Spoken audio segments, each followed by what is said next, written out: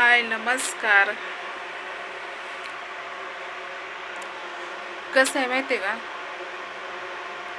माझे हेडेव काय बंद राहिले, पण लोकांना बोलायला एवढी संधी सुटली, तोंड सुटलं.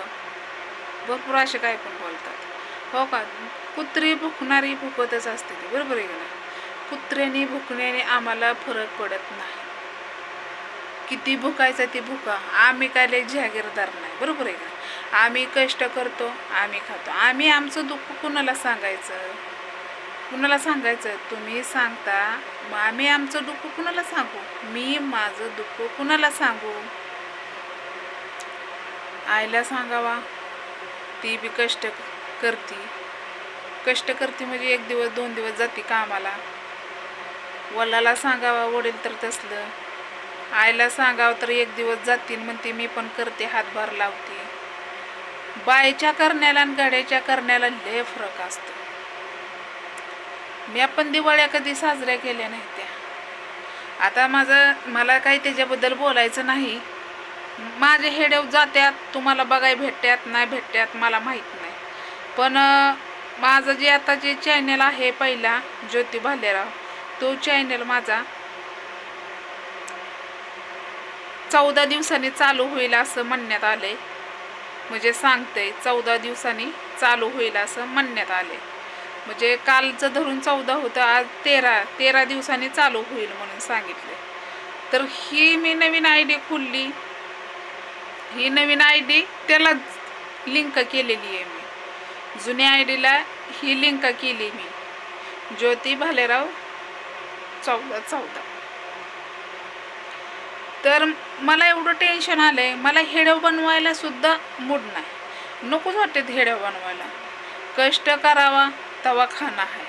आपण यूट्यूबच्या जीवावर बसलेली नाही. मी पहिल्यापासून यूट्यूबच्या जीवावर बसलेली असती तर आतापर्यंत मी ताजमहलमध्ये असली असते, बंगल्यामध्ये, बरोबर आहे का नाही. पण पत्र्याचं शेड का बांधण्यात आले, ही घरं असलं आहे, पडकं सडकं झाले पूर्ण. आता त्या घरात मी नाही दाखवत. बानू झोपली, आई झोपली, त्यामुळं मी त्या घरात काही दाखवत नाही. आणि त्या घरात उजेड कमी आहे म्हणून या घरात आले मी. मला एवढं माझं टेन्शन, मी एवढी मेहनतीने ID उभा केलेली, कुणाची तरी नजर लागली, कुणाच्या तरी डोळ्यात सलाई लागली, नजर लागली माझ्या IDला. मस्त होईल देवाच्या दयाने चालू, जेव्हा व्हायची तेव्हा होईल चालू. पण तेव्हा ज्याने कोणी केलेलं असेल का नाही, त्याला मी सोडणार नाही. गरिबाच्या पोटावर पाय देऊन त्यांना काय भेटलं. अरे असं नका करत जाऊ. एखादा गरीब चाललंय ना आपल्या महाराष्ट्रातलं, तर त्याला वणण्याचा प्रयत्न नका करू. आपल्या देशातलं, आपल्याच महाराष्ट्रात मध्ये असं होतंय बरं का. बाहेरच्या देशात जाऊन बघा, किती लोक जीवाला जीव लावतात. आणि तुम्ही आहे UP, बिहारी, छत्तीसगड, ती कली माणसं इकडे जागा येतात का. आपण मानुक्षीच आहे म्हणून जागा येतात.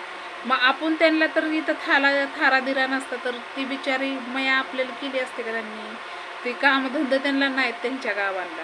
इकडं लेकरं बाळ त्यांचे 3-3 आणि 4-4 दिवस ते गाडीमध्ये प्रवास करतात, तरी पण येतात ते कामाला का. पोटा पाण्यासाठी, पोट लेकरांचं त्यांची भरण्यासाठी येतात, 4 पैसे कमवायसाठी येतात. अरे मग मी 4 पैसे यूट्यूबला काय कमवायला लागली. तुम्ही असं बोलायला लागलाय की मी जसं काही हीच आहे, आमदारी नसते. आणि माझ्याकडलं इस्टेट आहे. काय इस्टेट आहे माझ्याकडं. एक जागा ही एवढीशा जाग्या पाय तुम्ही एवढा खेळ मांडता होय. नका रे मांडू, जगू द्या. मला लेकरांसाठी सारा पाहिजे, एक छत पाहिजे म्हणून मी इथं आहे. नाहीतर माझं चांगलं असतं तर कशाला मी तुमच्या दारात पडली असती. नसती पडली. माझं चांगलं असतं तर मी तुमच्या दारात नसते पडली. माझं आज म्हणतात ना, माणसं म्हणते ती पण, आपण कोणाचं वाईट केलं तेव्हा देव आपलं वाईट करेल. हो का, मी कोणाचं वाईट केलं नाही. माझे वाईट कुणी पण करा, कुणी पण निंदा करा, कुणी पण काय पण खावा, निंदा करा, धुणं धुवा आमचे, आम्हाला काहीच फरक नाही पडत. कधी ना कधी एकाला दिवस इकडं पलटल, एकाला दिवस इकडं उगवलच की. एक वेळ असतो, देव ही सगळ्याला संधी देतो. माझे आईबापा गरीब, त्यांनी कष्ट करूनच लहानाची मोठी लेकरं केली का? त्यांनी काय बंगल्यात राहून सगळ्याला हाकलून नाही दिलं, जावा तुम्ही ना आमचा बंगला आहे म्हणून? नाही दिला हाकलून त्यांनी. मग तुम्ही कशाला त्यांचं खाता? अरे जेवढं खाल्लंय तेवढं तर काढा तुम्ही, ज्यांचं खाल्लंय ना तेवढं तर काढा तुम्ही. त्यांचं खाऊन पण निंदा करता तुम्ही. आधी पहिल्यापासून तुमच्या बाशिंगच सोडून तुम्ही या घरातच पाऊल नसतं टाकलं तर तुम्ही इंच खाल्लंच असतं का? नसतं खाल्लं. मग खाल्लंय ते तर बोला ना. खाल्लेल्या मिठाला जागा जरा तुम्ही. मला म्हणतात ना, कष्ट करणाराचं बोलणाराचं तोंड धरता येतं, पण हाणणाराचा हात धरता येतो, पण बोलणाराचं तोंड धरता येत नाही. अशी गत झाली आहे तुमची. बोलायचं रिटून खोटं, आणि खरं बोलायला तुम्हाला काय लाज वाटते का? आता माझा हेडव हे कोण बघतंय कोण नाही मला नाही माहिती, पण ज्याला मी दाखवलं तो काय म्हणला, 13 दिवसांनी हे सगळं तू हेडव टाकतीच ते जुने आयडियाला येईल म्हणून मी हेडव टाकते. मला हेडव काढायला सुद्धा मूड नाही. मला कुणाचंच पडलेलं नाही. मला माझं आणि माझ्या घरच्यांचा पडले. कोण माझंच बघत नाही, ते कोण घेऊन देऊनच दमत नाहीत मला. त्यामुळं मला कोणाचा बोलायचा अधिकार पण नाही. तर ही नवीन आयडी खोललेली आहे का नाही, याच्यावर एका ताईनं कमेंट केली. एका ताई काय म्हणली, ताई मला तुझा नंबर दे. तर मी नंबर पण पाठवला, पण त्या ताईनं अजून काय फोन नाही केला मला. नंबर पण पाठवलाय, त्या ताईनं मला फोन नाही केला. करतील जमाने, त्यांच्या मागं कामधंदा असतील. तर एकच त्याला 3 दिवस झाले. 7 तारखेला माझा हेडव जुन्या ज्योती भालेराव या आयडीवर पडला होता. ही पण ज्योती भालेरावच आहे. जुनी नवी आयडी जी खुलली ना ते पण ज्योती भालेरावच आहे.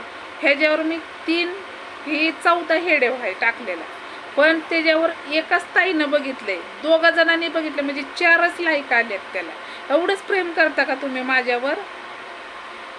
तुम्ही जर खरंच असतान म्हणजे बाणूसाठी तर तुम्हाला क्यू दया तर वाटत असेल, एका अपंग आईची तर क्यू तुम्हाला येत असेल, तर तुम्ही नक्कीच लाईक करा आणि जास्तीत जास्त शेअर करा माझा हेडव. कारण का नाही, मी जास्त तुम्हाला काहीच मागत नाही, पण माझ्या अन्वीचं तेवढं माझं स्वप्न पूर्ण करू. मला जर डोळं झाकायच्या आधी माझ्या अन्वीचं स्वप्न मला पूर्ण करायचं. मला या जगात काहीच नको, मला धन दौलत काही नको. मला फक्त तुमची मदत पाहिजे. ही जेवढं होते तेवढंच तुम्ही शेअर करा हेडव. कारण मी एवढ्या संकटामध्ये आहे की मी तुम्हाला सांगू शकत नाही शब्दात. माझी जेव्हा जुनी आयडी होईल चालू, तेव्हा मी त्यात सांगणार की मी किती मोठ्या प्रॉब्लेममध्ये आहे.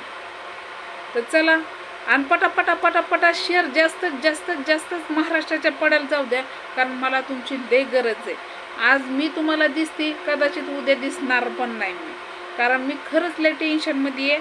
आणि लय म्हणजे काय सांगू, मी काही शब्दात सांगू शकत नाही. मी एवढंच सांगेन की मी खुलली कशी तरी, माझा हेडव तुमच्यापर्यंत पोचतोय नाही पोचतोय मला माहीत नाही, पण जर पोचत असेल तर तुम्ही जास्तीत जास्त माझ्या जुन्या आयडीवर तुम्ही सगळ्यांनी कमेंट करून सांगा की ज्योती भालेरावनी आयडी नवीन खुलली, ज्योती भालेराव, आणि त्यांना लिंक पाठवा तुम्ही ज्योती भालेराव, आणि त्या हेडव जास्तीत जास्त शेअर करा. कारण मला तुमच्या मदतीची गरज आहे, माझ्या लेकरांना गरज आहे. कधी माझ्यावर काही कोणची संकट येईल हे सांगून येणार नाही. तुम्ही आहे, तुमच्यामुळं मी जगते, माझी लेकरं जगतात. तर तुम्ही जास्तीत जास्त शेअर करा. भाऊ बहिणींनो, प्लीज विनंती आहे तुम्हाला, माझ्या एका अपंग आईची, तुम्हाला जास्तीत जास्त शेअर करा. मी काहीच बोलू शकत नाही.